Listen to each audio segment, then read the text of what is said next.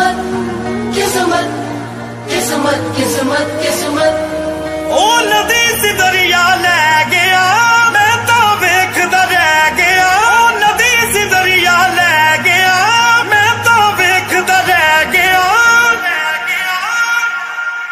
ते चंद दी मर्जी होए चकोर दी किस्मत जो कल मेरी किस्मत सी